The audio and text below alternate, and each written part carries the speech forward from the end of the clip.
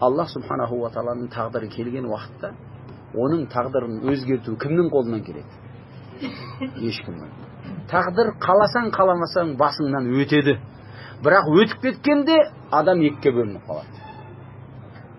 Не сабыр қылып жеңген адам, не сабырсыздық қылып жеңіліп қалған адам. Сабырсыздық қылғандығы үшін тағдыр өзгеріп қала ма? Түсінікті ме жоқ па?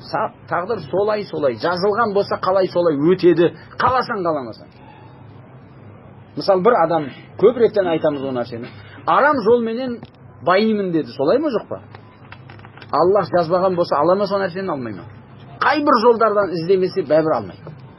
Себебі тағдырда оған жазылмаған.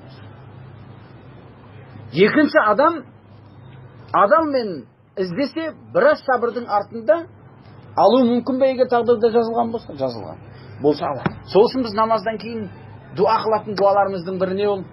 Аллахумма ла мани'a лима атайт ва ла му'ти'я лима манa'т. Ей Раббим Аллах, ла мани'a лима атайт. Сенің бергеніңді қарсылық қылып бергізбейтін ешкім жоқ. Ва ла му'ти'я лима манa'т. Сен бермегеніңді саған қарсылық қылып беріп қоятын ешкім жоқ. Бұл тағдыр. Сол үшін Абу Саид радиаллаху анху айтады, Худри, сенің иманың толық болмайды қашанға шейін?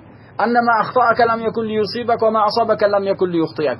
Саған келетін нәрсе сенен өтіп басқа біреуге бармайтын екеніне және саған келмейтін нәрсе ешқашан саған келмейтін екеніне иман келтіру керек.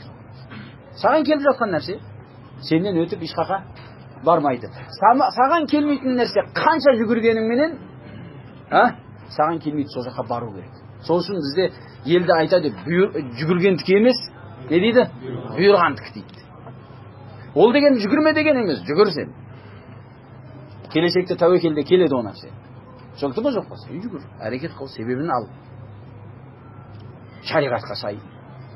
Бірақ біл, Аллахтың жазғанынан басқа еш нәрсе болмайды. Артық еш нәрсе болмайды.